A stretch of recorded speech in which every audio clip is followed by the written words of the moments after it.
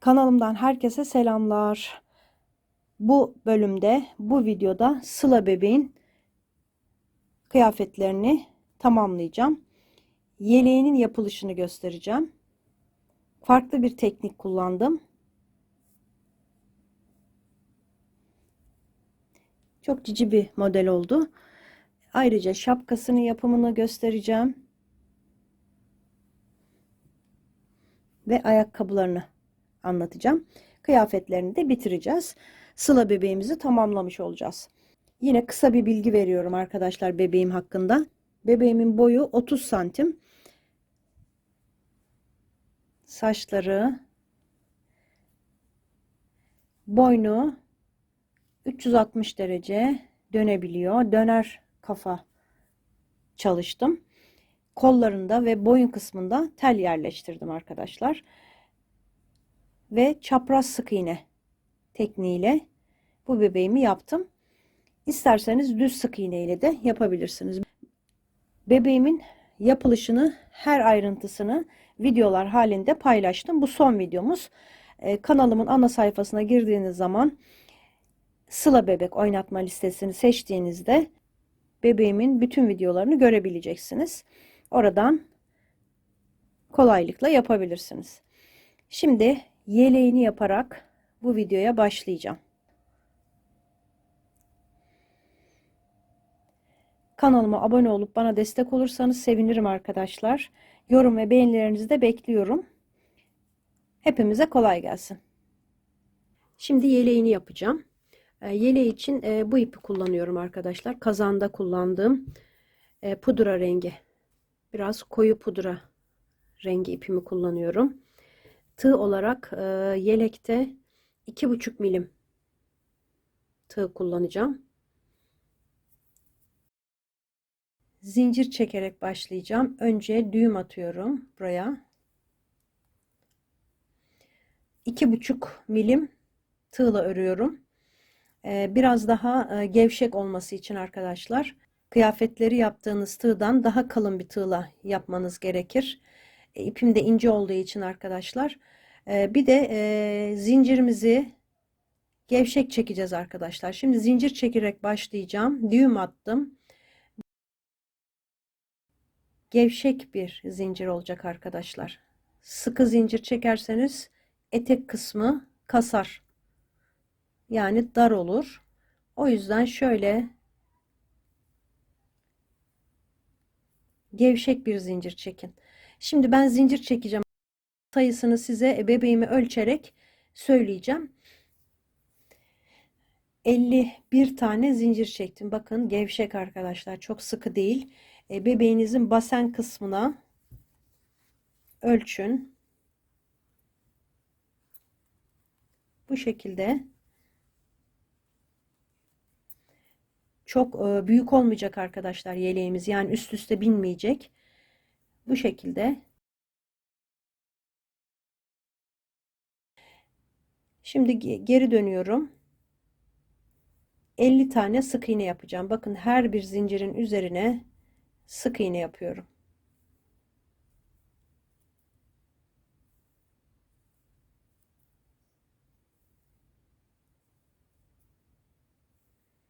Eğer farklı bir iple yapacaksanız yine bebeğin basenini ölçerek arkadaşlar zincir sayısını ona göre ayarlayın. Yani farklı kalın bir iple yaptığınız zaman tabii ki bu zincir sayısı daha az olacaktır. Ona göre üstünde küçülterek kalın bir iple de yapabilirsiniz. Şimdi ben sık iğnelerimi zincirin sonuna kadar tek tek öreceğim.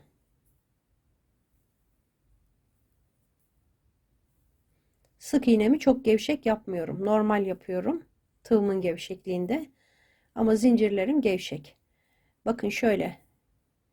Zincir kasmasın. Şimdi buraya kadar sonuna kadar 50 tane sık iğne yapacağım ben. 50 tane sık iğne yaptım arkadaşlar. Bakın. Şimdi bir tane zincir çekiyorum.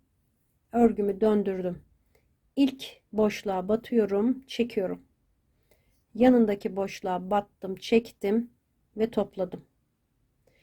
Şimdi bakın son battığım sık iğneye bir daha batıyorum. Yanındakine batıyorum.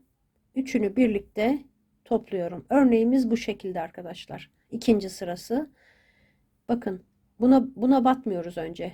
Geriye batıyoruz. Battığımız sık iğneye ve yanındaki sık iğneye batıp topluyoruz. Geriye batıyoruz. Yani son battığım sık iğnenin içine sıradaki sık iğneye batıp üçünü birlikte kapatıyorum ve topluyorum. Bakın son battığıma battım. Sıradakine battım. Topladım. Geriye batıyorum.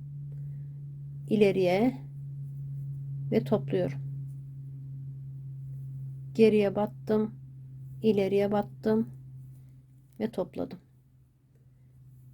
Bu şekilde sıranın sonuna kadar yapacağım. Sıranın sonunda bir ayrıntı var arkadaşlar. Onu da göstereceğim. Şimdi ben şuraya kadar, son sık iğneye kadar tamamlayıp geliyorum. Bakın burada bir tane kaldı. Yine geriye batıyorum. Yani battığım sık iğneye batıyorum. Son sık iğneye batıp aynı şekilde topluyorum. Fakat buraya bir tane daha yapıyorum. Normal sık iğne. Son sık iğnenin içine bir tane daha yapıyorum. Yoksa eksilir arkadaşlar sayımız. O sık iğneyi yapmazsak. Şimdi 3. sırada 50 tane sık iğnemi böyle tek tek arkadaşlar. 3. sıramız dümdüz sık iğne yapıyoruz. 2 sıradan oluşuyor örneğimiz. Şimdi ikinci örnek kısmını göstereceğim. Yani 2 kere göstermiş olacağım. Aslında örneğimiz bitti. 1. sırada sık iğne, 2. sırada gösterdiğim şekilde. Şimdi 3. sırada da yine sık iğne yapacağım. Sıranın sonuna kadar bir tur daha göstermek istiyorum size. Buraya kadar normal son sık iğneye kadar sık iğnemi tamamlayıp geleceğim. 50 tane sık iğnemi yaptım. Bir tane zincir çekip döndüm. Şimdi bakın hemen buraya batıyorum, çekiyorum. Yanındakine battım, çektim, topladım. Geriye son sık iğneye battım, çektim. Yanındakine de battım, çektim ve topladım. Son sık iğneye battım, çektim. Sıradakine battım, çektim ve topladım. Bu şekilde yine bu sırayı da tamamlayacağım arkadaşlar. Sıranın sonunda yine o ayrıntıyı size göstereceğim. Sıranın sonuna kadar yaptım. Sondaki ayrıntıyı tekrar göstereceğim. Çünkü onu unutursanız bakın o zaman sayımız eksilir, daralır örgümüz. Şimdi son sık iğneyi yapıyorum. 2 kere alıp üçünü birlikte çektim. Buraya son boşluğun içine bir tane sık iğne yapıyorum. Sonra bir zincir çekip tekrar örneğime başlayacağım. Örneğimiz 2 sıradan oluşuyor arkadaşlar. Bakın önce sık iğne bir sıra, sonra gösterdiğim şekilde bir ileri geri batarak bir ileri batarak tek sık iğne oluşturuyorsunuz arkadaşlar. Dolgu gibi oluyor. Bu da yine 50 tane oluyor. Böyle saydığınız zaman son sık iğne ile birlikte şurada yaptığım son sık iğne ile birlikte 50 oluyor. Onu yapmazsanız 49'a düşer arkadaşlar. Her sırada bir tane eksilir. Eğer o sondaki sık iğneyi yapmazsanız, bunu vurguluyorum. Örneğimiz 2 sıradan oluşuyor. Söylediğim gibi önce sık iğne sırası, sonra bu dolgulu sıra. 4 sıra yaptım ben arkadaşlar. Şimdi bu ikili gruptan 6 tane yapacağız. Ben 2 tane yaptım. 4 tane daha yapacağız. Yani 8 sıra öreceğiz arkadaşlar. Her örneğimiz 2 sıradan oluşuyor. 8 sıra daha örüp toplam 12 sıra oluyor arkadaşlar. Örüp geleceğim. Toplam 12 sıra ördüm arkadaşlar. Şöyle sayalım. 2, 4, 6, 8, 10, 12. Şu en son yaptığım örnekle sırayı tamamladım. 12. sıram onunla oldu arkadaşlar. Şöyle. Şimdi bir sıra bir sıra 50 sık iğne yapacağım. 13. sırada bir sıra yine dümdüz 50 sık iğneyi sıra sonuna kadar yapacağım, tamamlayacağım. Bir sıra 50 sık iğne yaptım. Bakın buradan döndürüyorum. Örneğimiz biraz kıvrılıyor ama sonra bitirince arkadaşlar hafif ütü basacağım. O zaman düzelecek. Kenarlarına da sık iğne yapınca daha düzgün duracak arkadaşlar. Belki de ütüye bile gerek kalmayacak. Şimdi örneğimizin ön yüzü burası arkadaşlar. Şu çift yaptığım yerlerin ön yüzü, örgümüzün de ön yüzü oluyor. İsterseniz bu tarafı da kullanabilirsiniz. Burası da güzel. Çift taraflı, istediğiniz tarafı kullanabilirsiniz. Ben bu tarafı kullanacağım. Başlangıç sıramızda ters, burada bakın. Burası burada düz, burada ters. Yani ben bu tarafını ön yüzü yapacağım örgümün. Şimdi bir tane zincir çekiyorum. Dönüyorum. Buradan yine çift battığımız sıradayım. Bir tane yaptım. Bakın her biri bir sık iğne sayılıyor. 2 kere batıyoruz ama bir sık iğne sayılıyor. Geri battım, ileri battım. 2, 3, bu şekilde devam ediyorum. 4, 5, 6,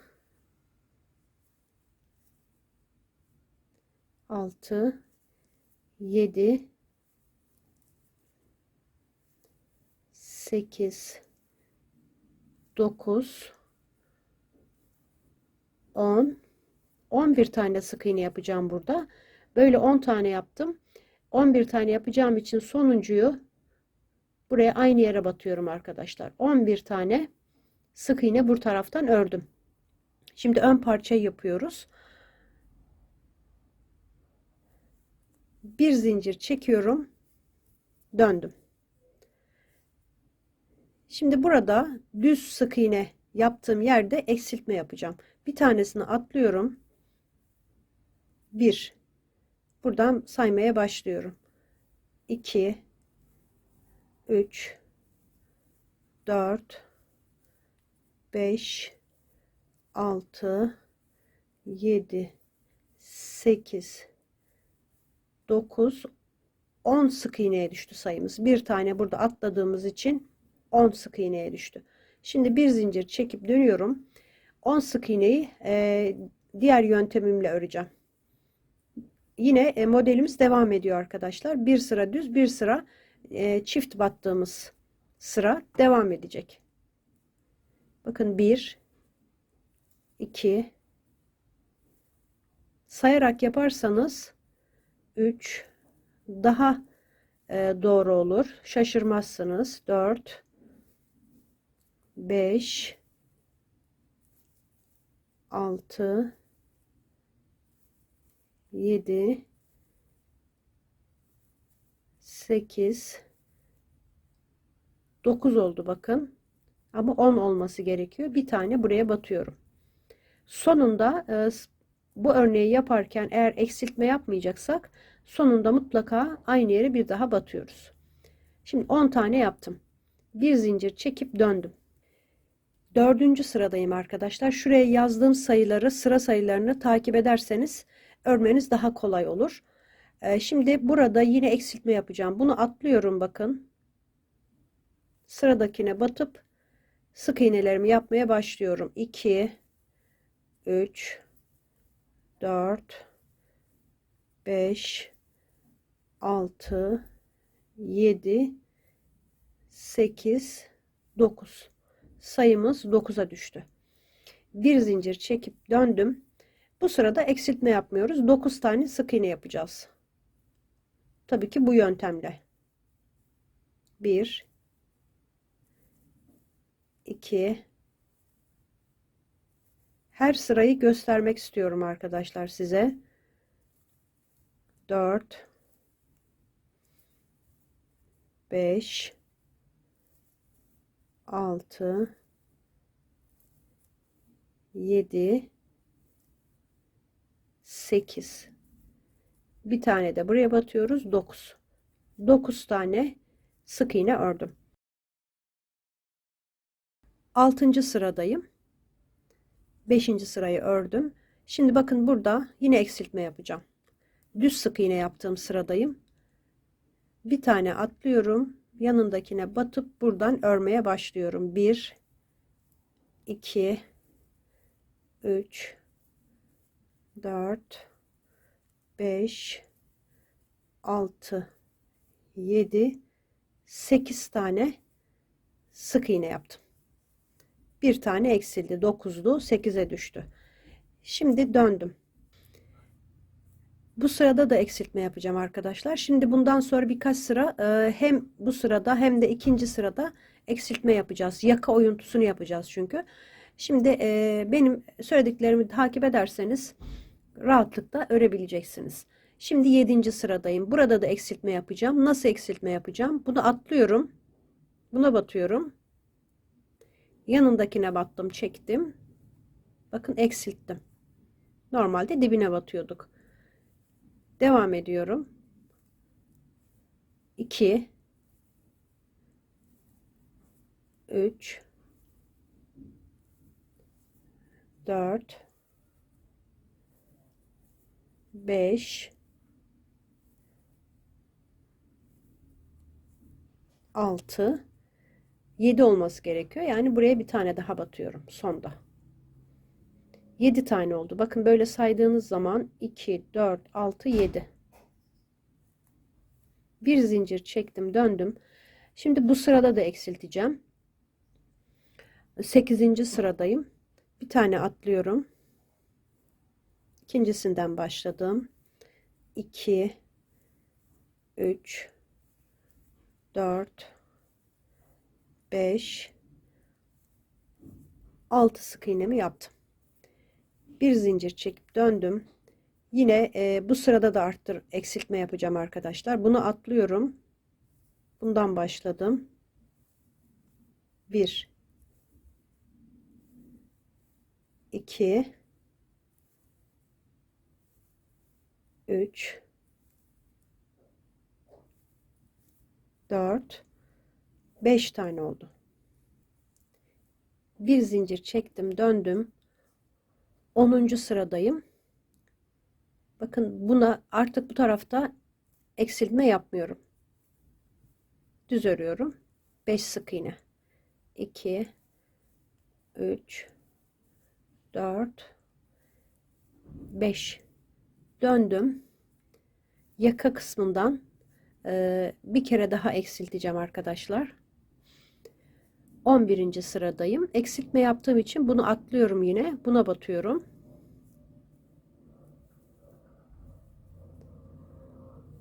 Bir, bu ikinci, bu üçüncü, bir tane daha yapıyorum. 4 sık iğneye düşürdüm. Artık eksiltmelerim bitti. Şimdi bir sıra normal sık iğne, bir sıra çift yaptığım sık iğne şeklinde 6 sıra öreceğim. Bakın 1, artık eksiltme yapmıyoruz. 2 3 4, bir sıra ördüm. 12. sırayı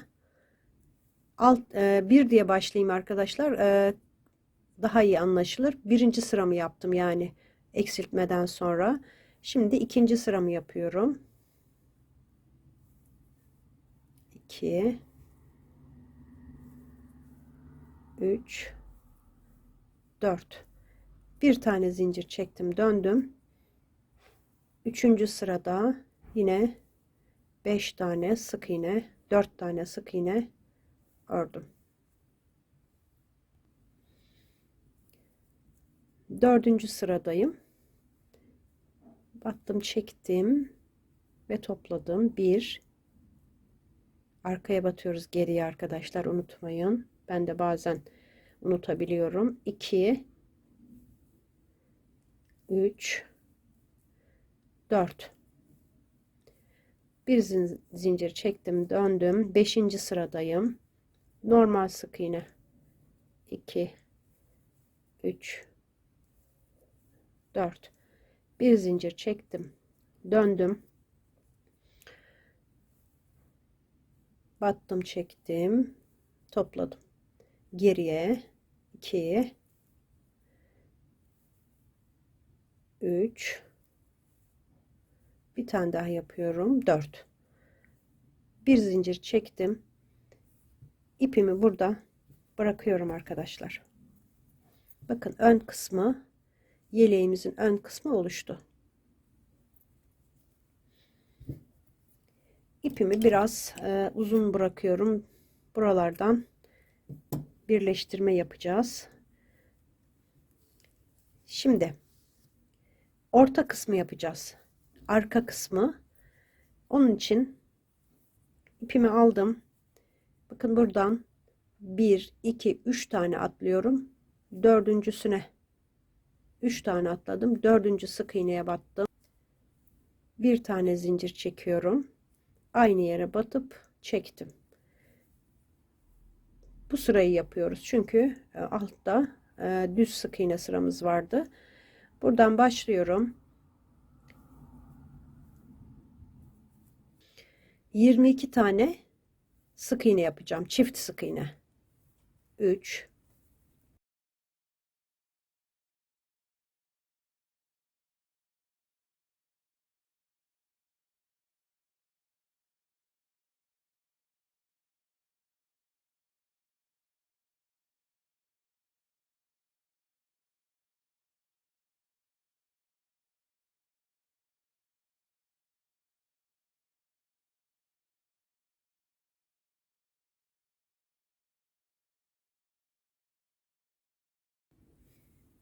21 21 tane yaptım. 22.yi arkadaşlar son sık iğne olduğu için aynı yere batıyorum. Bakın sıranın sonlarında hep aynı yere bir tane daha batarak tamamlıyoruz. 22 tane sık iğne ördüm.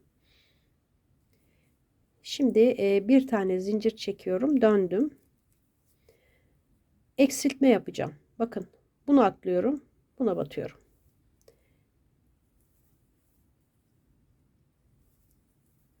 Şimdi 19 tane sık iğne öreceğim. Atladıktan sonra 3 sayıyorum.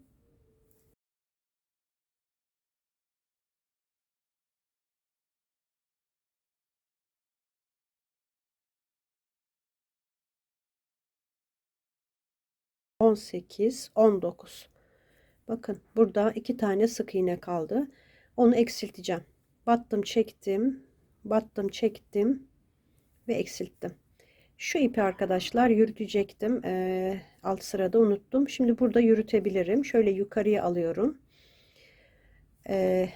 Eksilttim. Sayım 20'ye düştü arkadaşlar. Bir baştan bir sondan eksilttim. Şimdi çift sık iğne olan sıramızı yapıyoruz. Burada eksiltme yok arkadaşlar. 1 2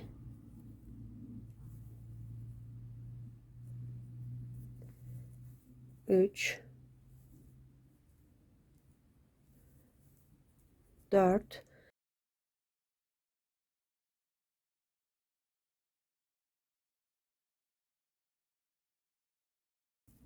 20 tane öreceğim arkadaşlar. 6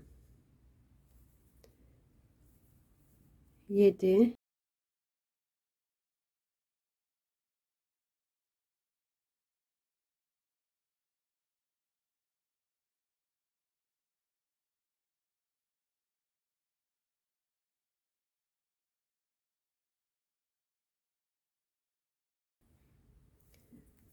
18, bakın 19, 20 olması gerekiyor. Buraya bir tane daha batıyorum. 20 tane çiftli sık iğneden yaptım. Bir tane zincir çekip döndüm. Şimdi düz sık iğne olan kısma geldim. Orada da eksiltme, yani oralarda eksiltme yapıyoruz o sırada.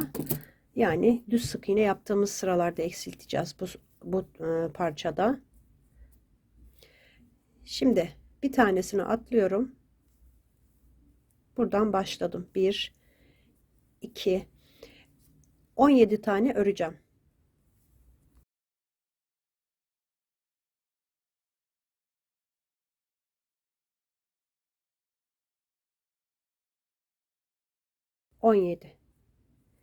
Şimdi eksiltiyorum. Battım, çektim.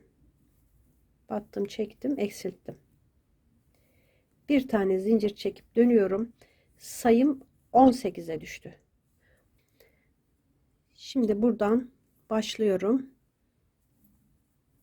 18 tane çift sık iğne yapacağım. 2,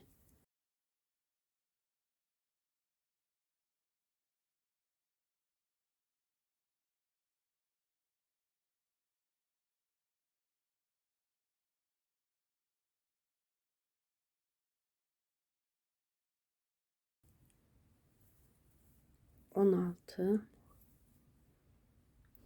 17 ve 18. Aynı yere bir kere daha battım. Şimdi döndüm. 6. sıradayım. Yine eksiltme yapıyorum. Bunu atlıyorum. Buna batıyorum. Buradan başlayıp sayıyorum. 1, 2, 15 tane yapacağım bu sefer.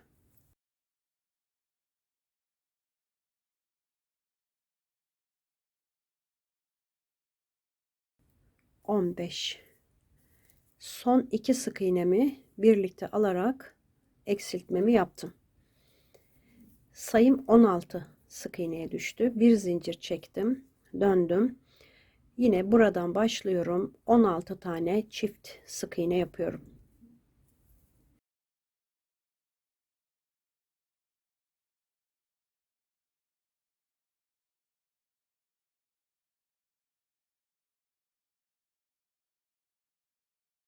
On üç, 14, 15, aynı yere batıyorum. 16. Bir zincir çektim. Döndüm. 8. sıradayım. Bir tanesini atlıyorum. Yine eksiltme yapacağım. Buradan başladım. 13 tane sık iğne yapacağım.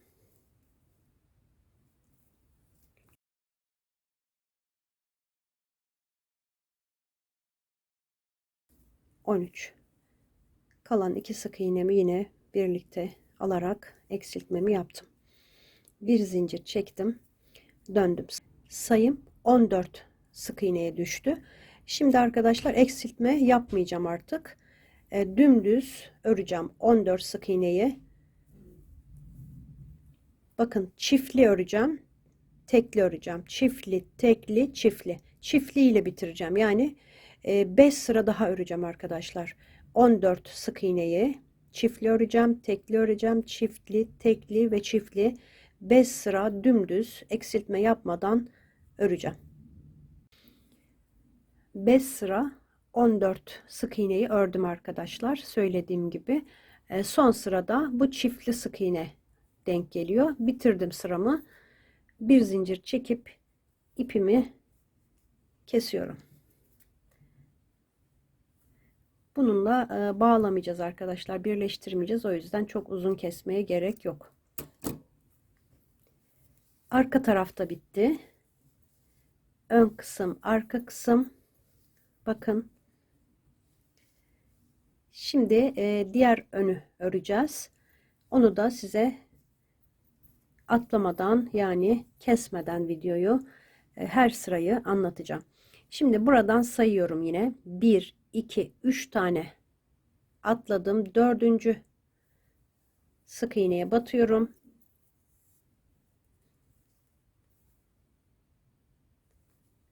Bir zincir çektim.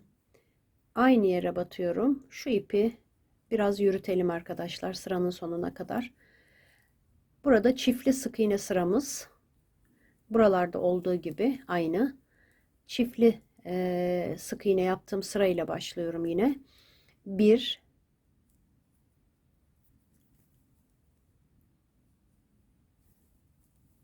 2, 3, 4, 5,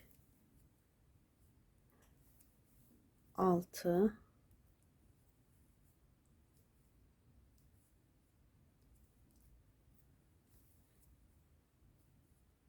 7, 8, 9, 10 tane ördüm. Bir tane daha örüyorum bakın. Düz olduğu için, herhangi bir eksiltme olmadığı için bir tane de buraya yapıyorum. 11 tane oldu. Böyle sayın arkadaşlar. 2, 4, 6, 8, 10, 11 sık iğne oldu. Şimdi bir zincir çektim, döndüm. Şimdi bu eksiltmeleri arkadaşlar bu tarafta yapacağız. Onu göstereceğim. Dediğim gibi yukarıdaki şuradaki sayıları takip ettiğiniz zaman kolayca yapacaksınız. Şimdi buradan bir zincir çektim, döndüm. Normal sık iğnemi örüyorum. 9 tane öreceğim.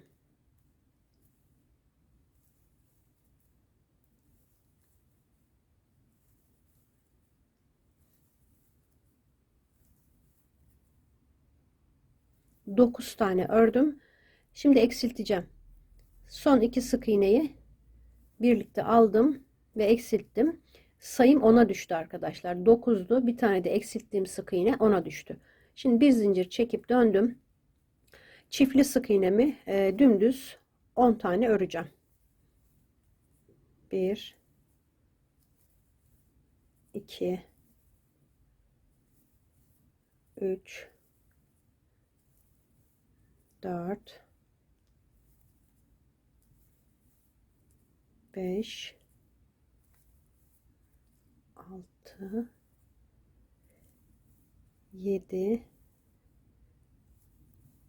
8,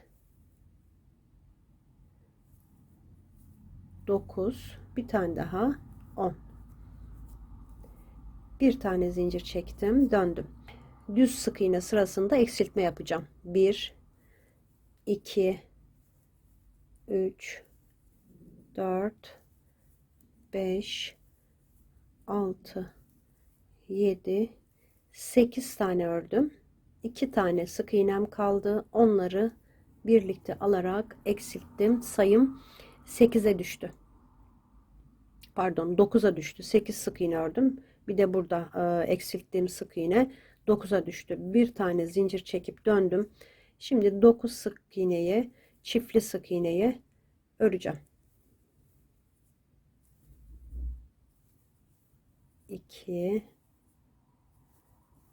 3, 4,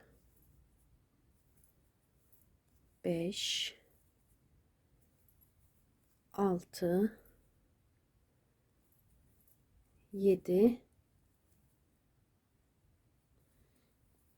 8, bir tane daha 9. 5. sırayı tamamladım. 9 sık iğne yaptım arkadaşlar. Bir zincir çektim, döndüm. Yine eksiltme yapacağım bu sırada. 1, 2, 3, 4, 6. sıradayım. 5, 6, 7 tane ördüm. Eksiltiyorum. 7, 8'e düştü sayım. Şimdi bir zincir çektim, döndüm. Şimdi yaka oyuntusuna geldiğim için arkadaşlar normalde burada eksiltme yapmıyorum. Ama bu sırada yapacağım. Buraya kadar örüyorum arkadaşlar. Bakın 7. sıradayım. Normal örüyorum. 1, 2, 3, 4, 5, 6, 7. Normalde 8 tane örmem gerekiyor. Bir tane daha örmem gerekiyor. Buraya batarak ördüğüm sık iğneyi örmediğim için eksilmiş oldu. Yani sayım 7'ye düştü arkadaşlar. Şimdi bir zincir çektim, döndüm.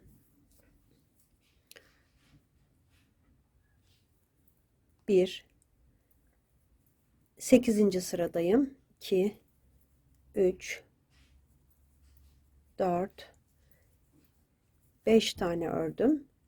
Burada da eksilteceğim bir tane. Sayım 6'ya düştü. Döndüm. Bir zincir çekip artık bu tarafta eksiltmeyeceğim.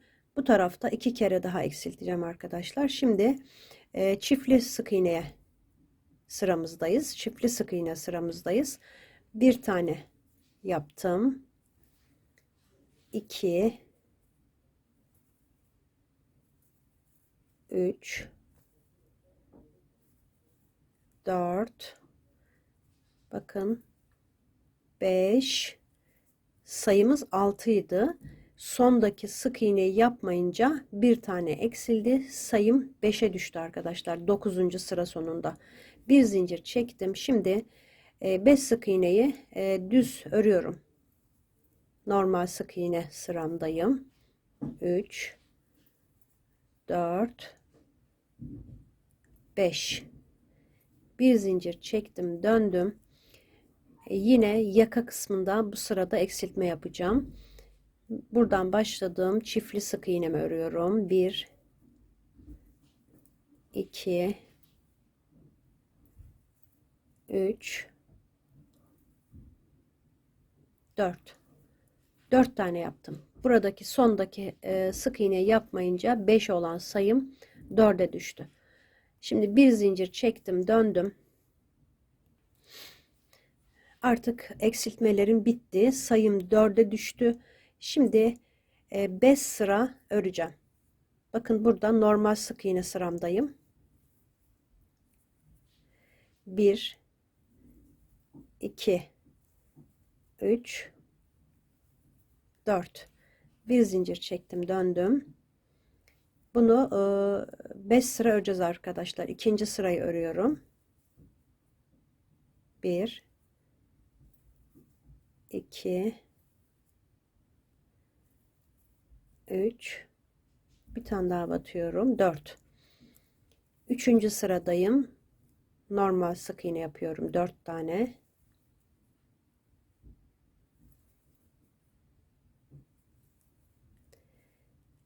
Bir zincir çektim. Döndüm. Dördüncü sıradayım. Çiftli sık iğne yapıyorum. Bu sırada.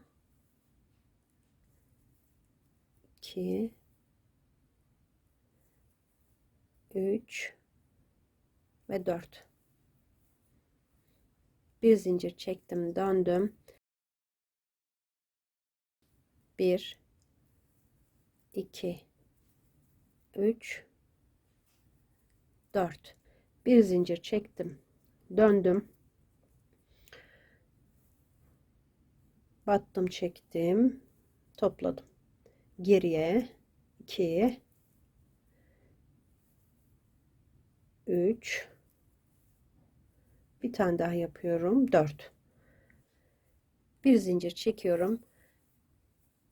Yine biraz 20 santim kadar ipimi uzun bırakıp kesiyorum. Şimdi parçalarımız bitti. Ekleyeceğiz. Şimdi bu aşamada arkadaşlar biraz ütülemek istiyorum parçamı. Daha düzgün, hani daha kolay olur böyle açıkken ütülemek. İsterseniz sonradan da yapabilirsiniz. Ütümü böyle çok sıcak değil arkadaşlar. Orta sıcaklıkta ısıttım. Mutlaka bez kullanın. Bakın böyle. Bir de arkasını çevireceğim.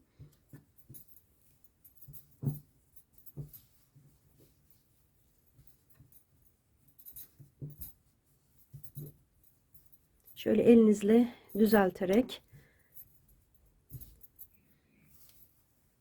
ütü yapmanızı öneriyorum. O zaman daha düzgün duruyor. Bakın. Şimdi omuz kısımlarını birleştireceğim. Örneğimizin ters yüzü burası. Şuradan da anlayabilirsiniz. İlk sıramızın düz olan kısmı örneğimizin ters yüzü. Şurası, bakın burası düz yüzü. Ters yüzünü katlıyorum arkadaşlar. Buraya ters yüzü gelecek. Kolları, bunları birleştireceğim arkadaşlar. O yüzden ters yüzden birleştireceğim. Sonra düzünü çevireceğiz. Şimdi burada ipimi bir zincir çekip kesmiştim. O bir zinciri söküyorum arkadaşlar. Çünkü oradan şimdi geçiş yapacağım. Böyle çevirdim. Buradan 1, 2, 3, 4. sık iğneye tığımı geçirip bu ipi bu tarafa çektim. Burada bir zincir çekiyorum. Şimdi aynı yere batıyorum. İlmek kaydırma yaptım. Böyle ikisini birden aldım.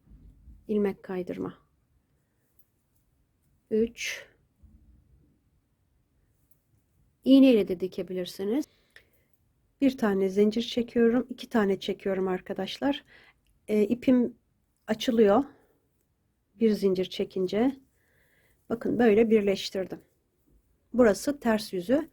Böyle ön yüzü olacak. Şimdi diğer tarafa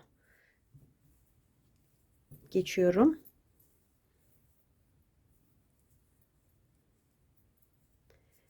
Burada da ilk sık iğneye tığımı geçirdim. Burada yine zincir çekerek bitirmiştik. Onu söküyorum.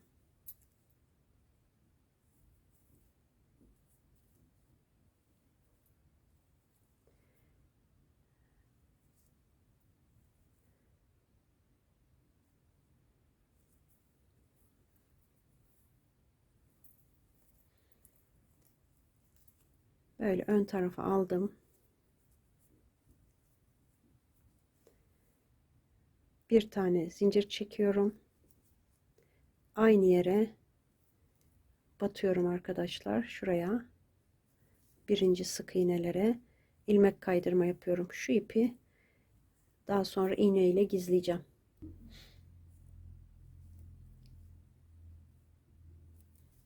İkinci,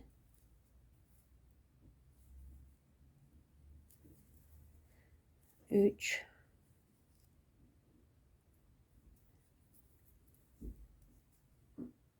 dördüncü ilmek kaydırmam. Yine 2 tane zincir çekiyorum. Sıkıştırıp bitirdim. Şimdi bu ipleri içeri gizleyeceğim. Bunları da bitireceğim.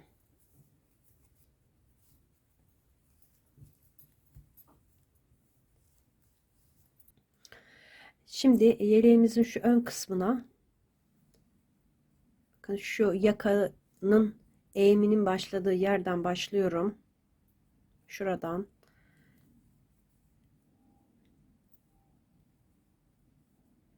yanındakine batıp sık iğne yapıyorum. Her sıranın üstüne bir tane sık iğne yapacağım.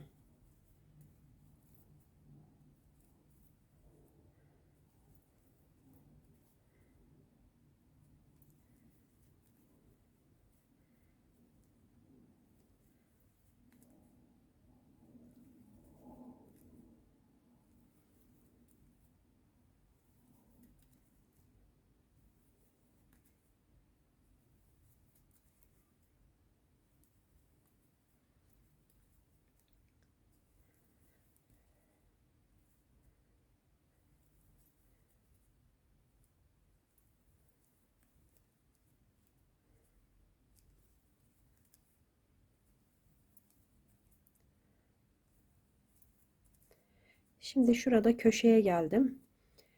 Köşeye çift batıyorum. Ve dönüyorum. Şuradaki zincirlerin içine batacağım.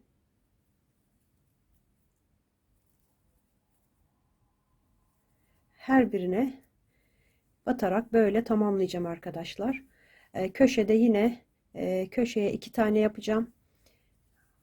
Burasını da diğer taraf gibi şuraya kadar tamamlayacağım. Geleceğim arkadaşlar. Tamamladım arkadaşlar bu şekilde. Şimdi bakın buraya kadar ördüm. Buraya ilmek kaydırma yapıyorum.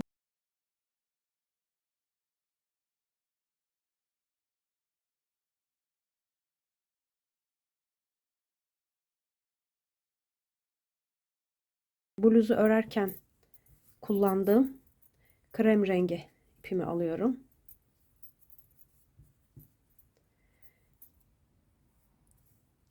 Şuraya az önce ilmek kaydırma yaptığım yere bakın şuraya batıyorum.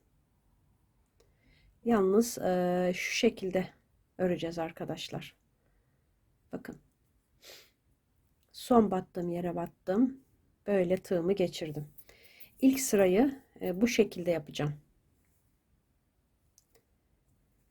Bir zincir çektim. Aynı yere bir daha batıyorum. Bir tane sık iğne yaptım. Bakın sık iğnelerimizi şöyle alayım ipimi. Son battığım yere batıp şu araya yapacağım. Bakın böyle öreceğiz. Şöyle şu şekil örmeyeceğiz.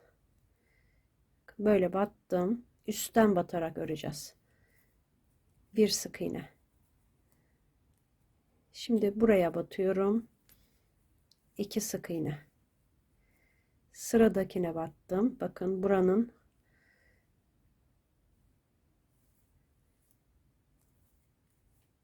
burada bir tane yaptım. Bir tane daha yapıyorum. 2 tane. 3 tane tek tek yaptım. Sonra 2 tane battım aynı yere. Şimdi devam ediyorum. Bir tane batıyorum. Devam ediyorum. 2 tane. Bir tek bir çift yapacağım bundan sonra. Önce 3 tane tek yaptım. Çift yaptım. Bir tek bir çift. Bakın. Bir tek.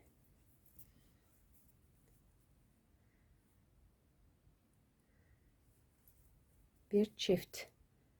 Yani 2 kere aynı yere batıyorum. Ama batış şeklim bu şekilde. Bir tek.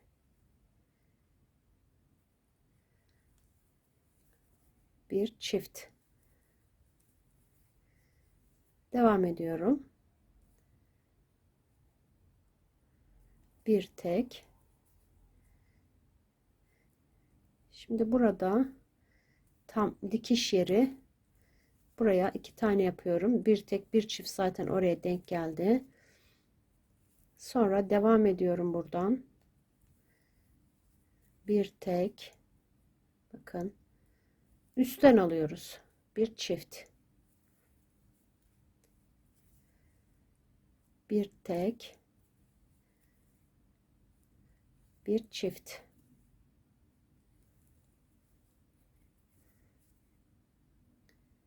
Bir tane tek. Bir tane çift. Bir tane tek. Şuradan girdim. 2 tane yapacağım.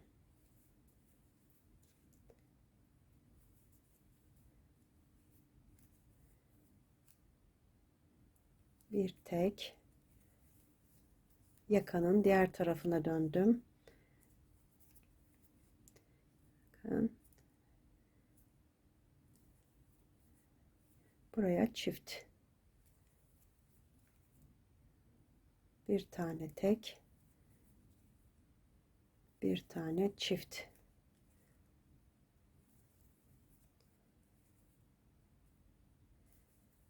Bir tane tek.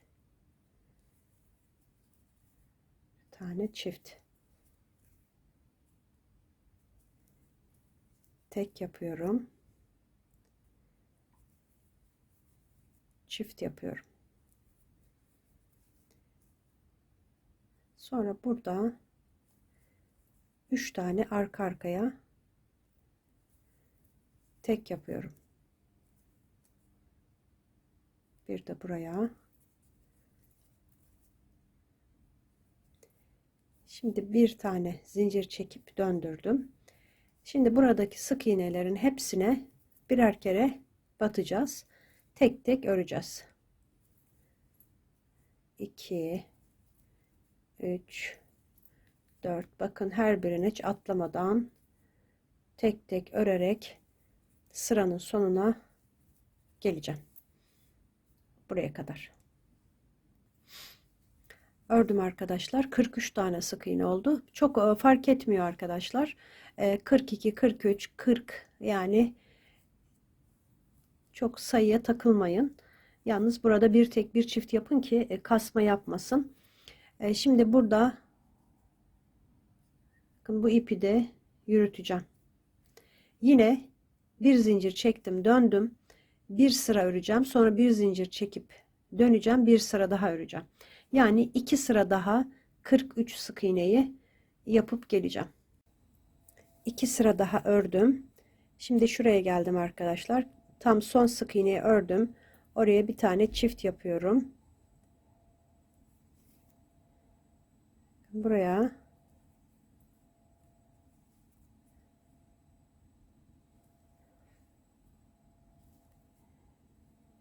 bir de buraya 3 tane, buraya çift yaptım, sonra 2 tane yaptım. Şimdi şöyle çeviriyorum. Bakın şu kısma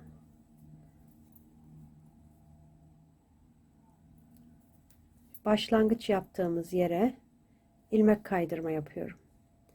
Sonra devam ediyorum. Bu tarafa doğru her bir noktaya, şuraya batmıştık arkadaşlar, buralara, şuradan her battığımız noktaya ilmek kaydırma yapıyorum.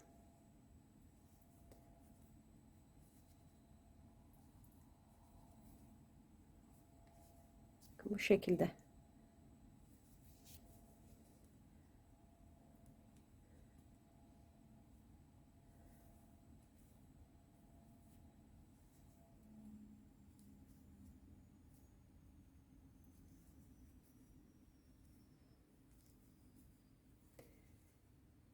Diğer tarafa kadar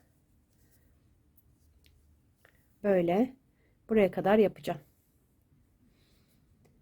Buraya kadar yaptım, bakın ilmek kaydırma. Şimdi şuraya geçiyorum. Oraya sık iğne yapıyorum. Bir tane buraya, bir tane buraya. Sonra şu kısma, ilk başlangıç noktasına ilmek kaydırma yapıyorum.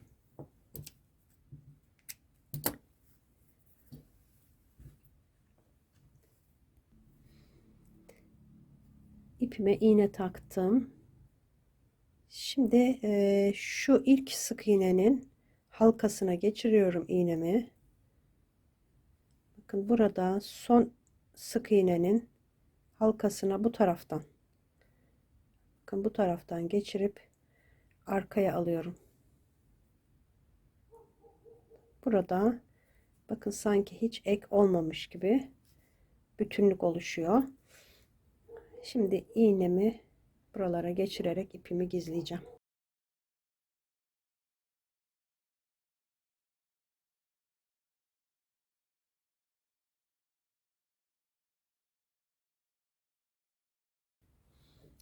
İplerimi temizledim. Biraz ütü yaptım arkadaşlar, şöyle üstünden bezle.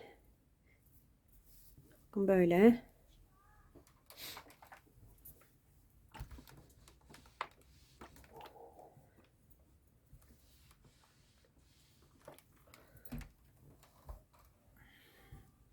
Daha düzgün durması için. Şimdi ceplerini yapacağız. Ben bir tane böyle cep yaptım. Bunları buraya yerleştireceğiz. İki tarafına. İkincisini de birlikte yapalım.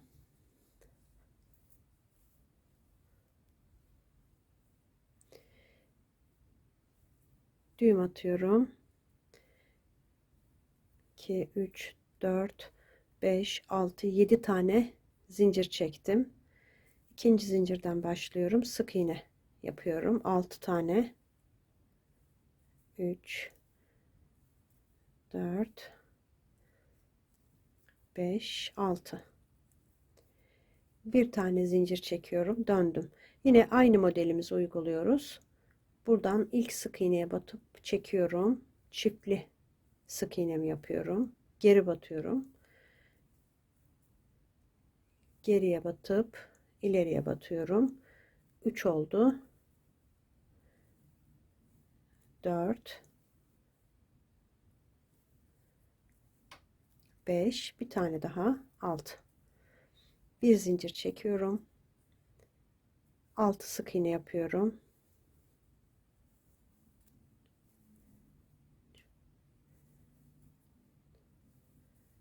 5, 6.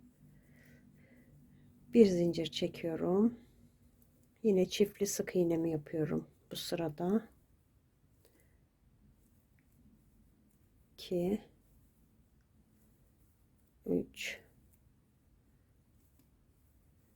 4, 5 ve 6. Bir zincir çektim. 3, 4, 5, 6. Bir sıra daha yapacağım.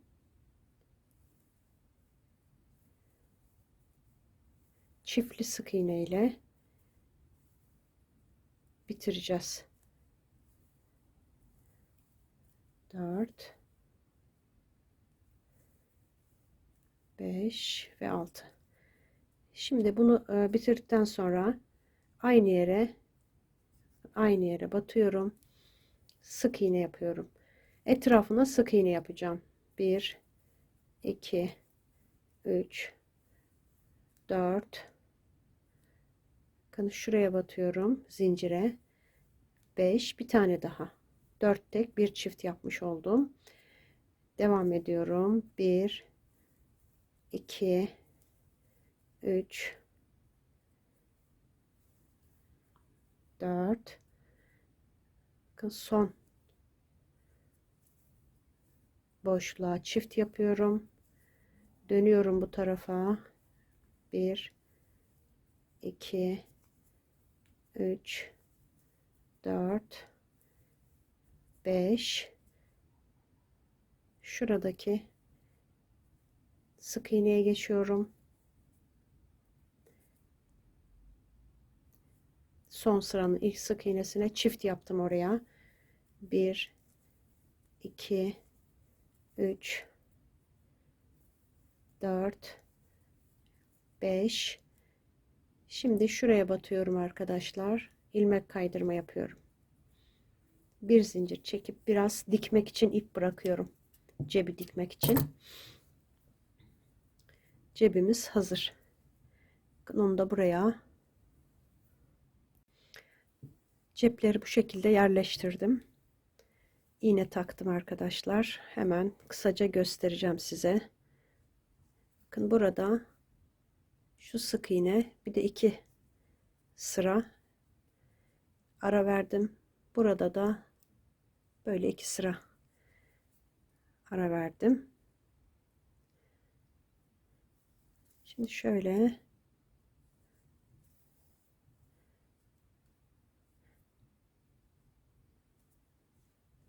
bu kısmı biraz sağlamlaştırdım. Şu şekilde dikiyorum. Arkaya batıyorum. Arkadan öne. İğne ardı şeklinde de dikebilirsiniz. Yani biraz ileri, bir sık iğne geri. Bir sık iğne ileri, bir sık iğne geri. Köşede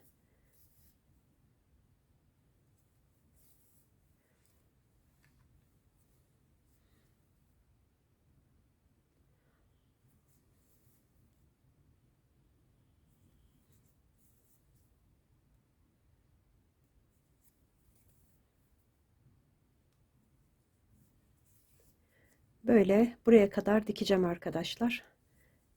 Şuraya kadar tamamlayacağım. Şimdi ayakkabılarını öreceğiz. Ben bir tane tekini buraya kadar, bu sıraya kadar yaptım. Şimdi ikincisini birlikte yapacağız. İpim 262 numara Alize Cotton Gold. Tığım 2,5 milimle yapıyorum arkadaşlar. 2,5 milimetre tığ ile ayakkabılarını öreceğim. Şimdi dediğim gibi buraya kadar bir tane daha öreceğim aynısından. Siz de 2 tane hazırlayın. Zincir çekerek başlıyorum. 8 tane zincir çekeceğim. 3 4 5 6 7 8. İkinci zincirden başlayıp tek tek öreceğim.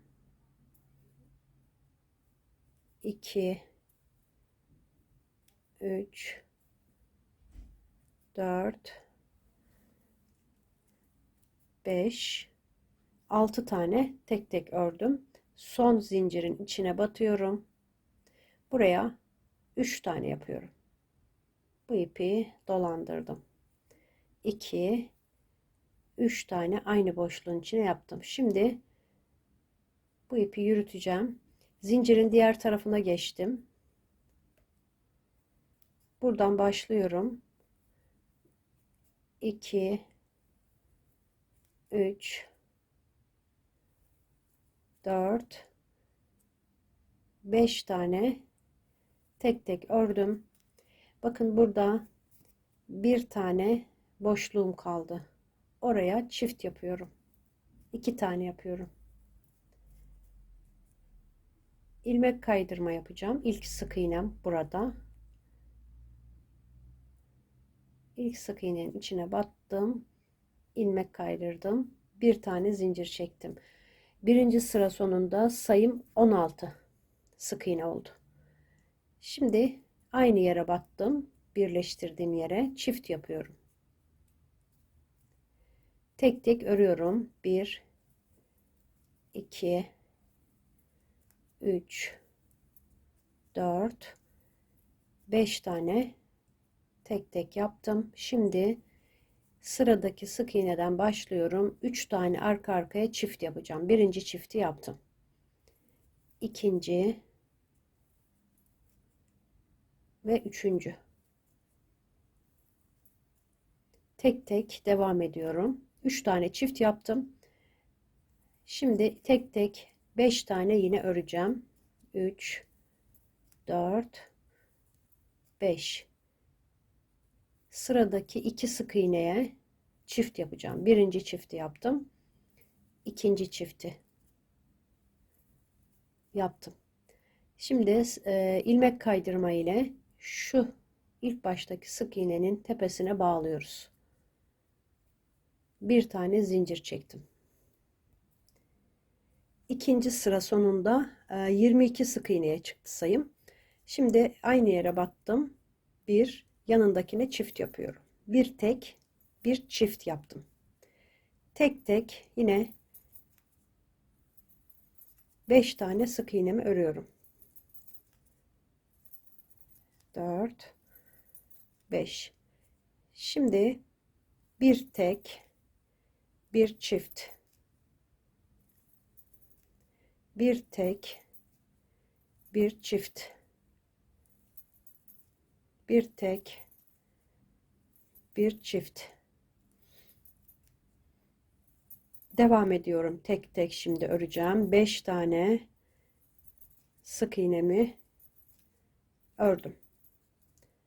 Yine bir tek, bir çift, bir tek, bir çift şeklinde 2 kere burada da arttırma yaptım. Toplam 6 kere arttırma yapıyoruz sıralarda.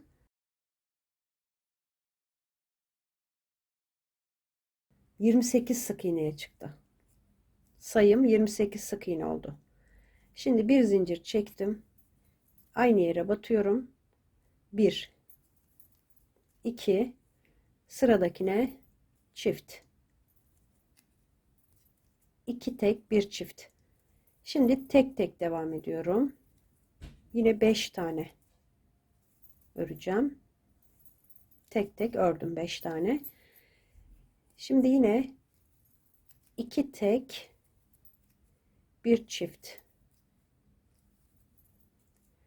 2 tane tek tek, sıradakine çift, 2 tek bir çift. 3 kere yapıyorum burada. 2 tek bir çift. Tek tek 5 tane örüyorum. 3 4 5. Şimdi yine 2 tane ördüm. Bir tane çift yaptım. 2 tek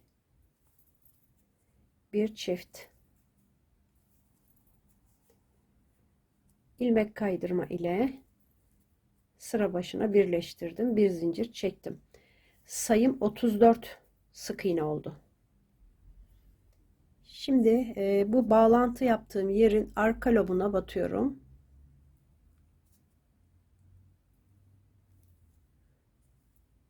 Bir tane yaptım. Arka loblarına batarak burada 34 sık iğneyi tek tek öreceğiz. Bakın arka loblarına batıyorum.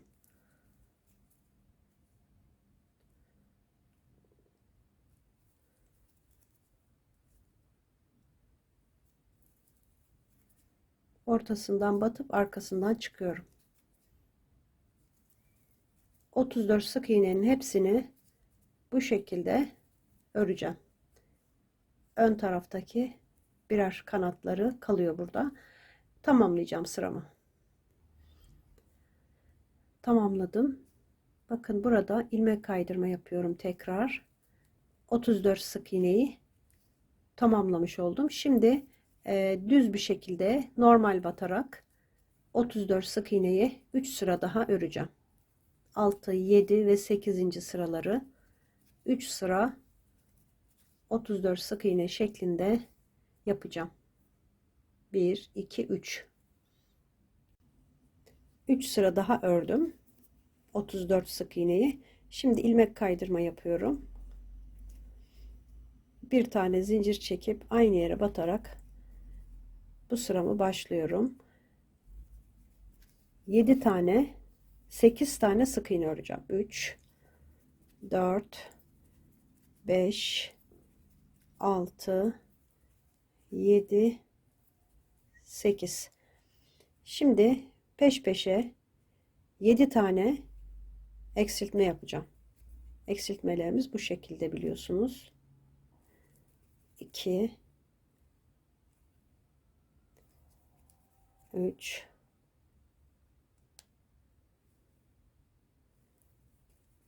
4 5 6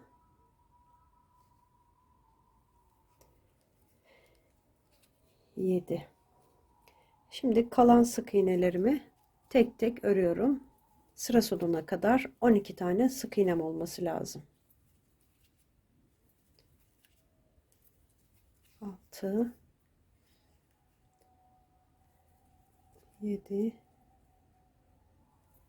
8 9 10 11 12. Şimdi iki ayakkabı da buraya kadar aynı arkadaşlar. Aynı yerdeyiz. Bu sırada sağ ve sol tekenin farkını oluşturacağım. Şimdi şöyle başlıyoruz. Bakın ilmek kaydırma yapıyorum. O ilmek kaydırmayı da sayıyorum. 1 2 3 4 5 6 tane ilmek kaydırma yaptım. Şimdi zincir çekeceğim. 14 tane zincir çekiyorum.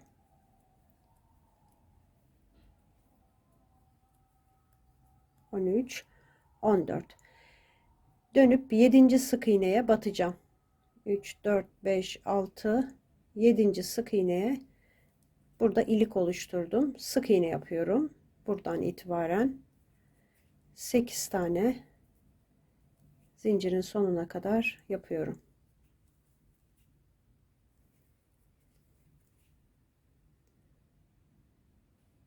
Altı, 7, 8. Buraya sıraya dönüyorum. Hemen sıradaki ilmek kaydırmaya batıp, pardon, sık iğneye batıp ilmek kaydırma yapıyorum. 1, 2, 3, 4, böyle devam edeceğim. Buraya sıranın sonuna kadar arkadaşlar, şu birleştirme yerine kadar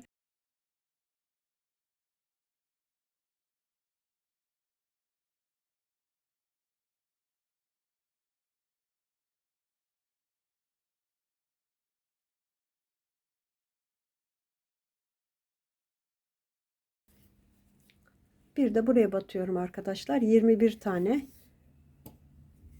ilmek kaydırma yaptım. İpimi kesiyorum artık. Buraya etamin iğnesi takacağım.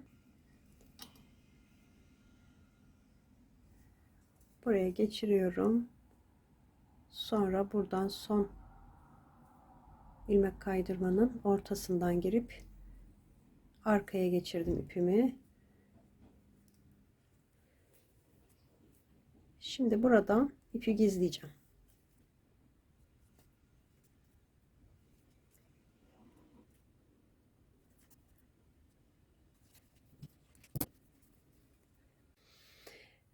Bu sağ teki oldu arkadaşlar. Bakın buraya böyle düğme dikeceğim.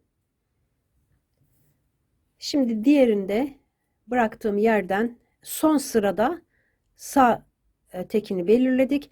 Şimdi bunun son sırasında da sol tekini yapacağız. Buradan başlıyorum. İlk ilmek kaydırmaya sayıyorum arkadaşlar. 1, 2, 3, 4, 5, 6, 7, 8, 9. Şuraya kadar yapacağım bunu. 18 tane olacak. 10, 11, 12, 13,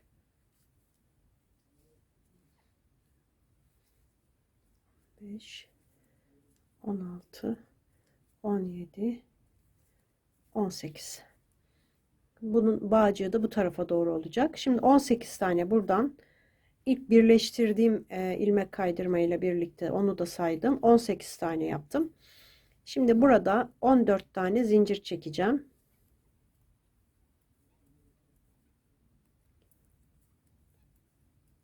13, 14. 7. zincire batacağım. 1, 2, 3, 4, 5, 6. 7. zincirin içine batıyorum. Sık iğne yapıyorum. Buradan 8 tane sık iğnemiz var.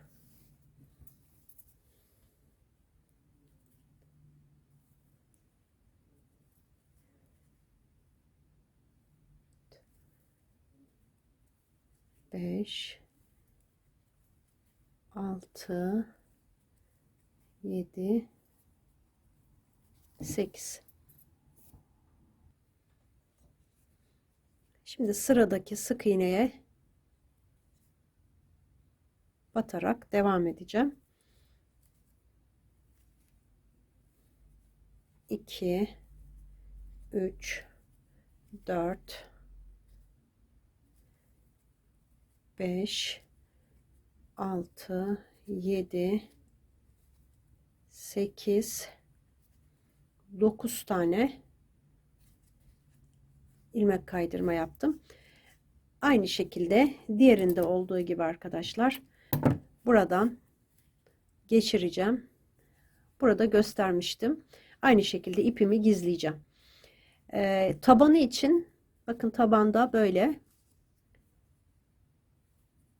sık iğne yapıyorum bir sıra. Bu şekilde tutuyorum ayakkabımı. Buradan geçirdim. Bir zincir çektim. Yandaki halkaya geçtim. Burada tabanda bule yapmıştık arkadaşlar örerken. Burada ön kanatları kalmıştı. Oralara sık iğne yapıyoruz. Tabanda 34 tane sık iğnemiz var.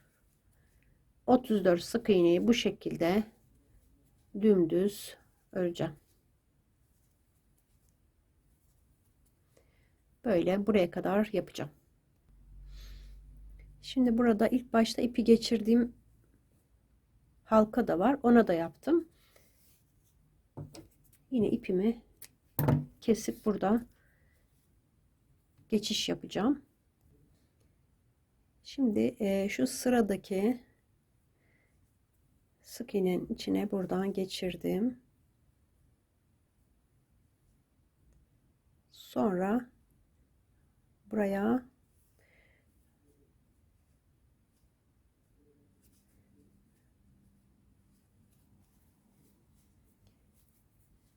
şimdi diğer iple şuraya alıyorum bu ipimi.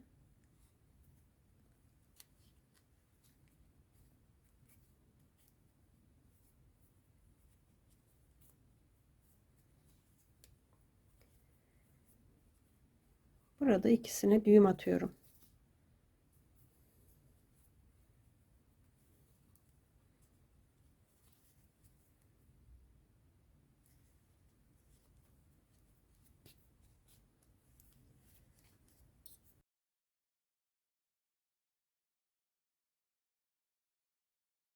Bu ipi de aynı şekilde içeri alıp iğne takacağım ve burada gizleyeceğim. Bunu da dediğim gibi burada yaptığım teknikle yapacağım. Onu da gizleyeceğim. Daha önce 16 santimlik bu minik bebeğime de bu şapkayı yapmıştım arkadaşlar. Şimdi bu şapkanın büyük versiyonunu bu bebeğime uygulayacağım. Büyüteceğim biraz. Bu bebeğim de 16 santim boyunda, bütün ayrıntılarıyla yine YouTube kanalımda bulabilirsiniz. Ayrıca uygulamayı da ekleyeceğim arkadaşlar, yazılı tarifini bu bebeğimin. Oradan da ücretsiz yapabilirsiniz. Şapkası için de bu ipi kullanacağım. Alize Cotton Gold ayakkabıda kullandığım ipi kullanıyorum. Şapkasını yapacağız. 2,5 milimetre tığımı aldım. Sihirli halka yapacağım. . Sihirli halkamız bir zincirde çekince bu şekilde arkadaşlar. Burada 8 tane sihirli halkanın içine sık iğne yapıyorum.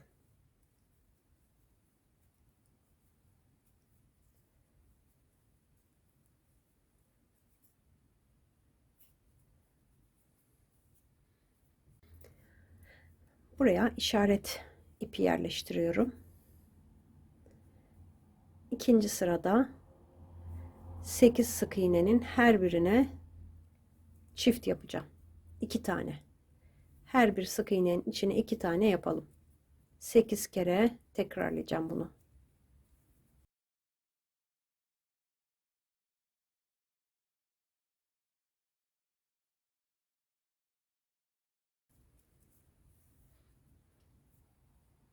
Sayım 16 oldu. Sihirli halkanın ipini güzelce sıkıştıralım.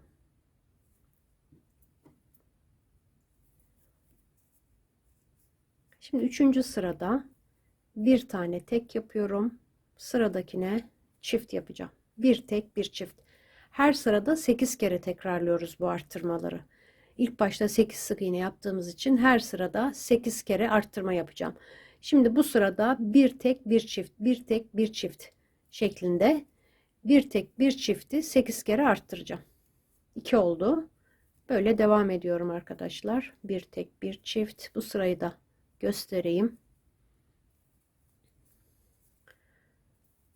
Bir çift, bir tek, bir çift, bir tek,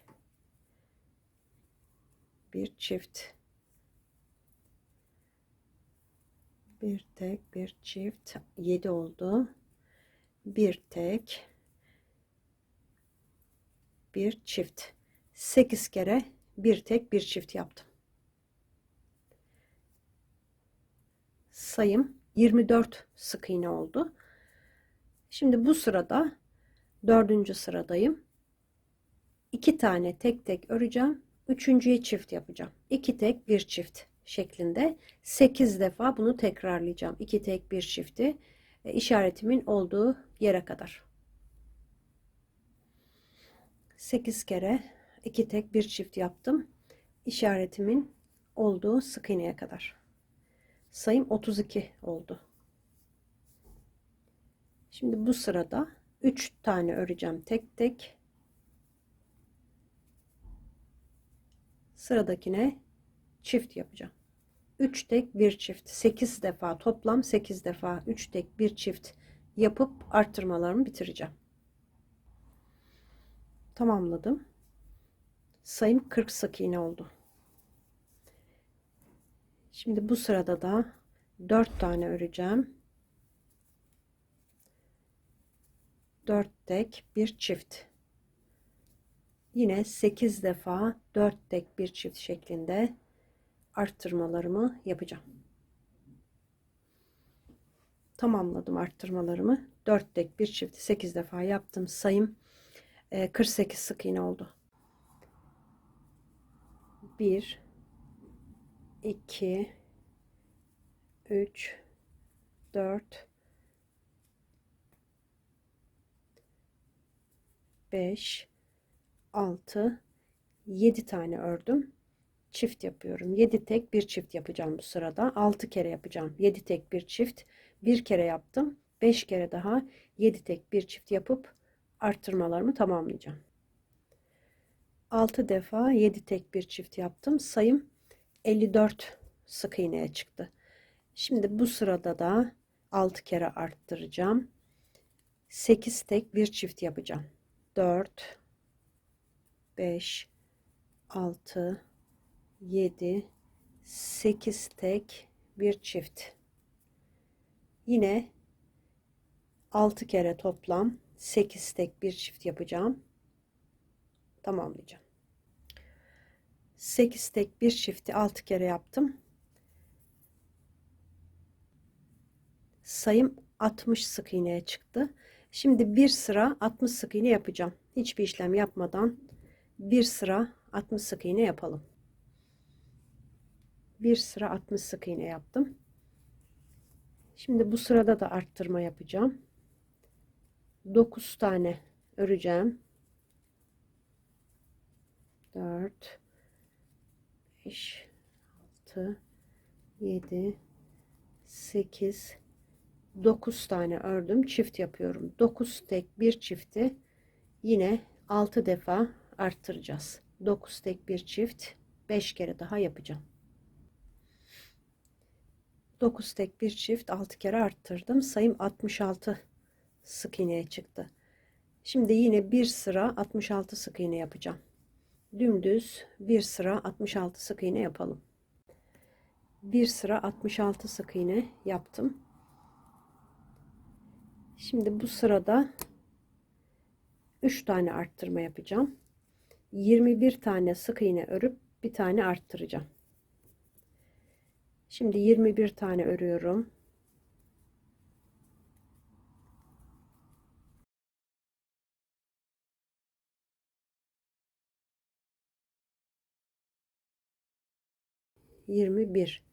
Yirmi bir tane ördüm. Çift yapıyorum. 21 tek bir çift. Bunu iki kere daha tekrarlayacağım. 21 tek bir çift. 21 tek bir çift. 3 kere 21 tek bir çift yaptım. Sayım 69 sık iğneye çıktı. Şimdi 69 sık iğneyi 3 sıra dümdüz öreceğim. 3 sıra örelim. 3 sıra ördüm 69 sık iğne. Şimdi işaretimi çıkarıyorum.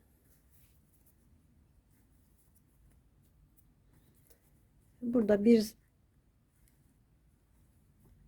bir zincir çekip döndüm. Şimdi burada sırayı tamamlamayacağım. 64 tane sık iğne öreceğim. Böyle şuraya kadar 64 tane sık iğne yapacağım. 64 tane sık iğne yaptım. Bakın burada 5 tane sık iğne kaldı. Şimdi burada bir zincir çekip geri dönüyorum. Burada eksiltme yapacağım. Bunu atlıyorum, yanındakine batarak başlıyorum. Buradan öreceğim arkadaşlar. 2 3 4 buraya kadar 2 sık iğne kalana kadar öreceğim. Sonda 2 sık iğne kalıncaya kadar. Sonda 2 sık iğne kalıncaya kadar ördüm. 61 tane sık iğne ördüm. Şimdi burada eksiltiyorum bu 2 sık iğneyi. Birlikte böyle çektim, battım, çektim ve topladım. Bir zincir çekip dönüyorum. Sayım 64'tü. 2 tane eksilttik. 62 sık iğneye düştü. Şimdi 2 sıra 62 sık iğne böyle öreceğim. Dönüp öreceğim. Tekrar buradan dönüp öreceğim.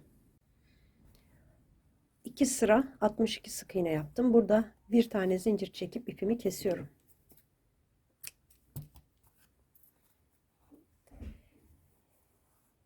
Burası arkası, burası ön kısmı. Şimdi kep kısmını yapacağım.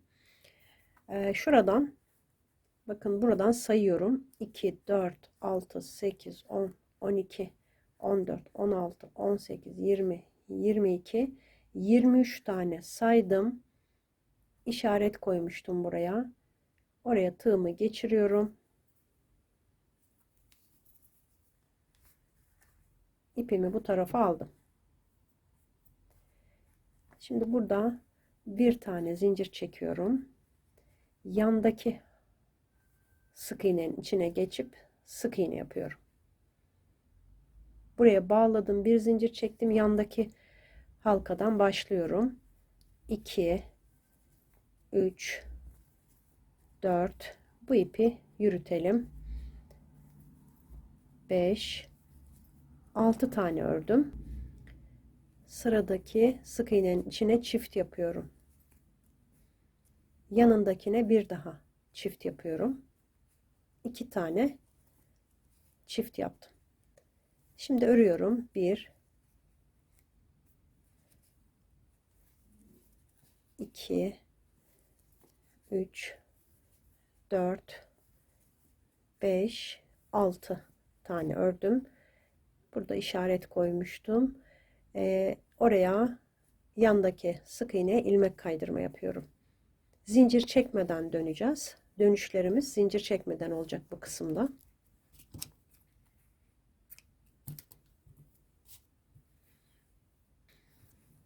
Şimdi burada bu ilmek kaydırma yaptığım noktaya da sık iğne yapıyorum. 1 2 3 4 tane ördüm. Çift yapıyorum. 4 tek, bir çift. Devam ediyorum. 4 tek yapacağım yine. 3 4 tek, bir çift. Bir kere daha. 1 2 3 4 tek, bir çift. Şimdi burada bakın, burada bir sık iğnem var. 2 bir de burada ipi bağladığım ilk başta, bakın, ipi bağladığım yere de batıyorum. Sık iğne yapıyorum. 3 tane yaptım. Arttırdıktan sonra 3 tane yaptım. Yandaki boşluğa geçip ilmek kaydırma yapıyorum bu sıraya. Şimdi tekrar döndürdüm.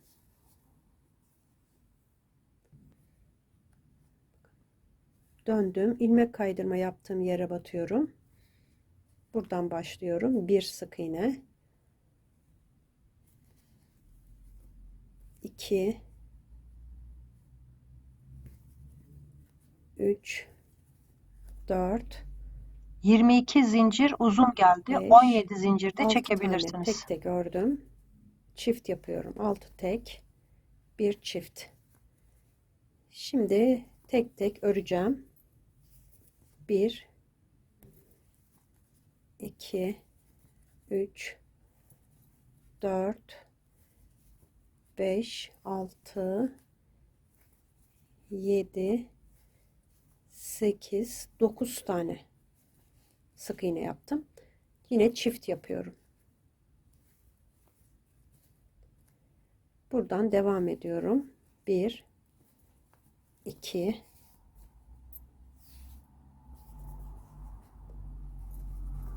3, 4, 5 tane ördüm. Bu sıranın üstüne bağlantı yapıyorum yine ilmek kaydırmayla. Yine döndüm. Zincir çekmiyorum. Şöyle biraz sıkıştıralım. İlk ilmek kaydırma halkasından başlıyorum. Buradan 8 tane sık iğne örüyorum. 3, 4, 5, 6, 7, 8. 8 tane ördüm. Çift yapıyorum yine. Bir kere daha yapacağım. 8 tane örüp bir çift yapacağım. 3, 4, 5, 6, 7, 8. 8 ördüm. Çift yapıyorum. Buradan devam ediyorum. 2, 3, 4,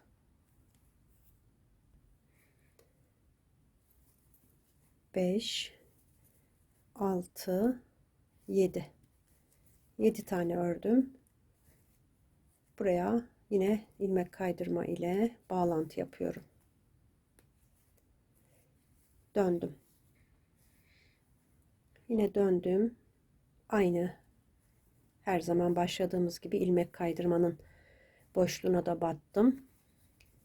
2, 3, 4, 5 tane ördüm. Çift yapıyorum. 5 tek bir çift. Şimdi buradan örüyorum. 16 tane öreceğim.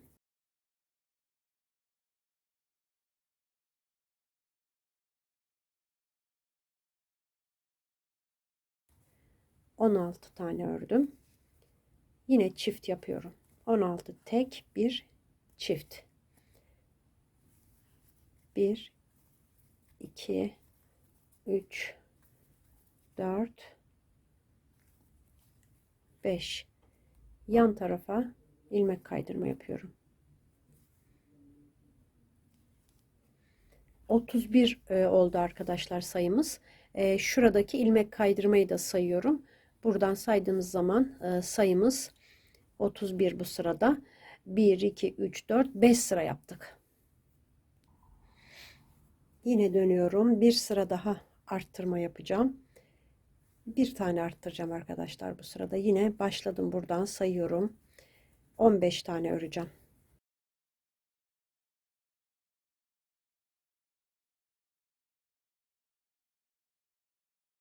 15 tane ördüm. Çift yapıyorum. Şimdi buraya kadar yine 15 tane var.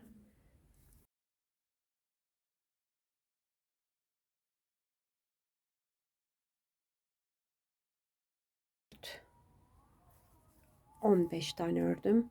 Buraya bağlıyorum yine. Bir zincir çekip ipimi kestim. Kep kısmı da oluştu. Şimdi etrafını toplayacağız. Şuradan başlayacağım arkadaşlar. İpimi aldım. Bu arka kısımdaki buradan, bu boşluktan başlıyorum arkadaşlar. Şuraya ipimi geçirdim. Bir tane zincir çektim.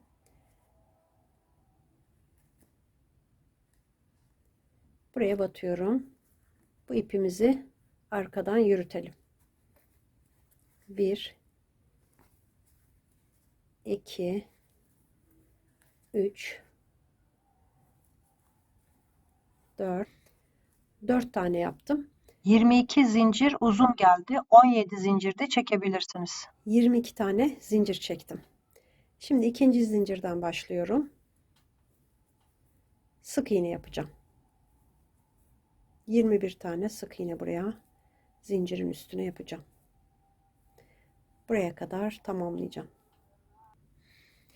Sık iğnelerimi yaptım arkadaşlar. Şimdi burada bakın bu sık iğnenin içine batıyorum. Buradan devam edeceğim.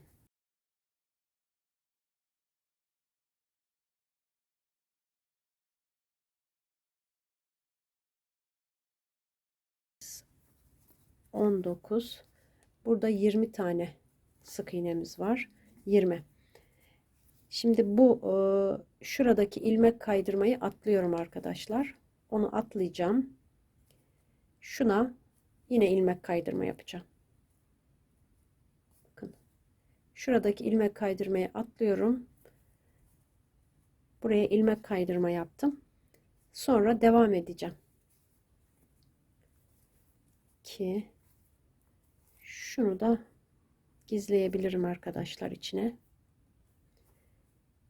Şimdi böyle dümdüz öreceğim. Böyle buraya kadar.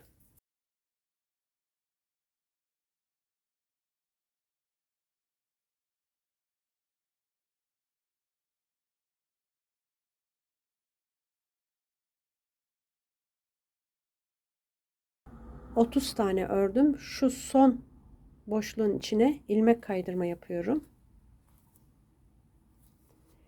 Buraya geçiyorum. Bakın sıradaki halkaya, oraya da ilmek kaydırma yapıyorum. Sonra devam ediyorum. 3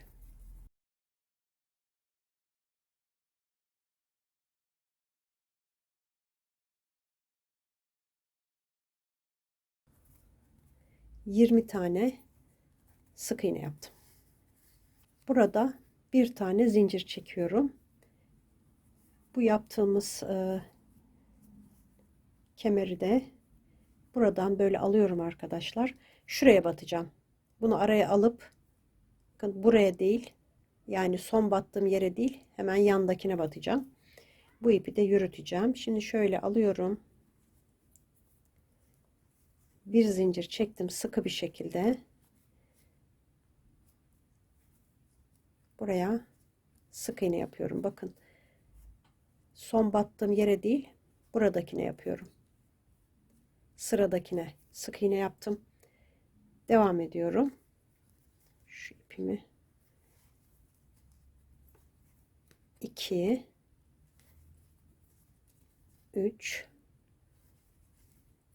4 tane yaptım. Bu tarafa geçtim. 1 2 3 4 tane yaptım. Şuradaki ilk başlangıç sık iğnesini ilmek kaydırmayla birleştirdim.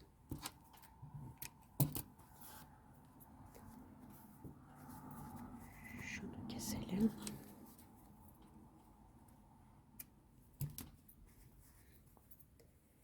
Bunu böyle sıkıştırabiliriz.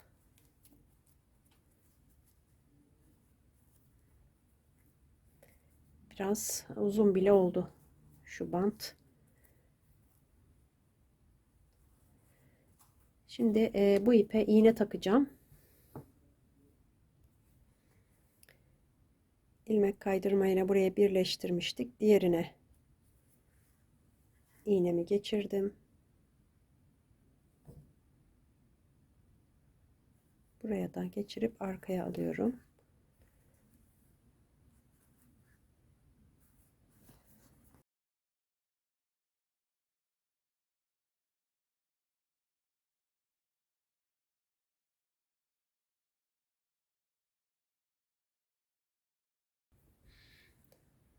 Şapkamız bitti arkadaşlar. İplerini temizledim.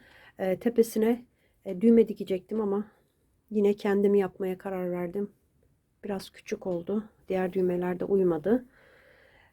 Şimdi yine iple bir yapacağım ben. Sihirli halka yapıyorum.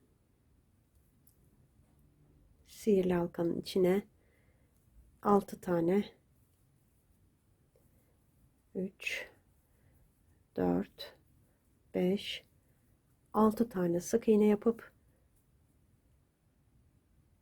şöyle ilmek kaydırmayla birleştiriyorum.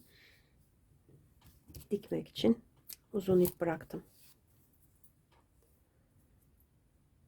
Şuna iğne geçireceğim.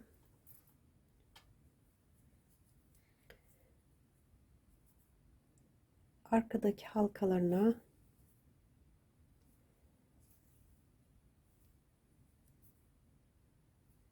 şöyle geçiriyorum. 6 tane halkamız var.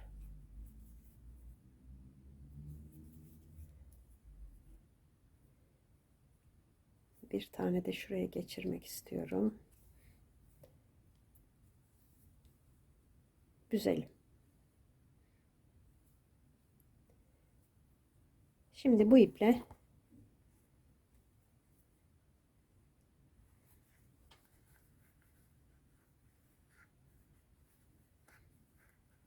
sabitleyelim tepesine.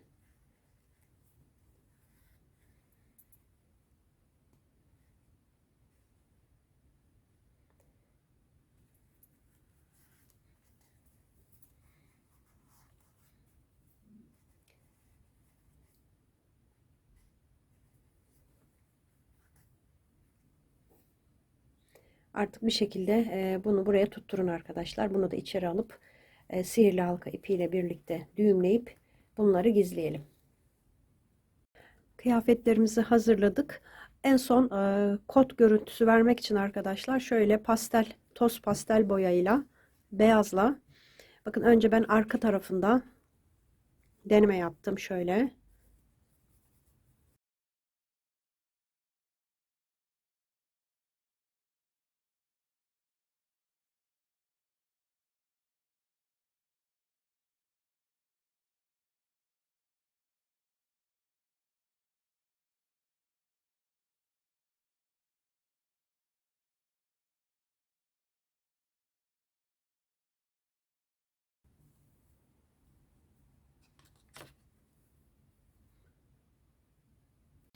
Şapkasını bitirdim arkadaşlar. Böyle bir yıldız işledim. Ayrıca iğne ardı mavi ile böyle buradan başladığım pantolonda göstermiştim. Yıldız işlemesini. Buraları işlerken de iğne ardını nasıl işlediğimizi göstermiştim. Tepesindeki düğmeyi de maviye çevirdim arkadaşlar. Mavi yıldız falan yapınca uyumlu olsun diye. İsterseniz bu şekilde de süsleyebilirsiniz. Bebeğime çok yakıştı.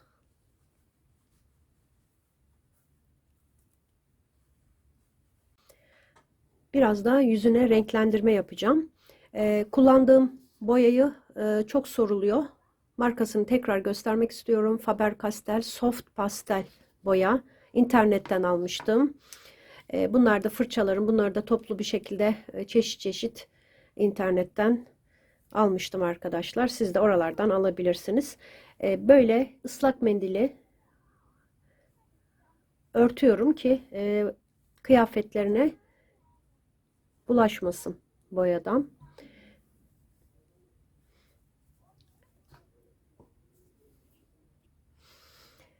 Bu ince fırçamı aldım. Kahverengi boyaya sürüyorum. Çok sürmeyin arkadaşlar. Azar azar şöyle kontrol edin. Fazlasını alın. Yavaş yavaş ilerleyin. Sonradan fazla olduğunda silmek zor oluyor.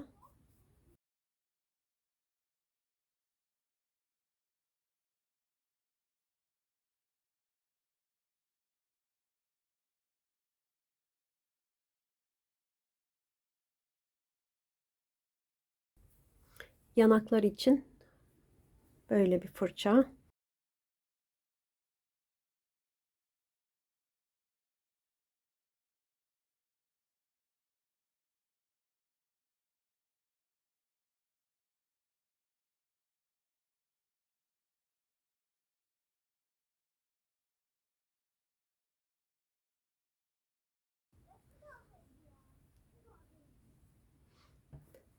Bu videonun da sonuna geldik. Bu modelin de sonuna geldik.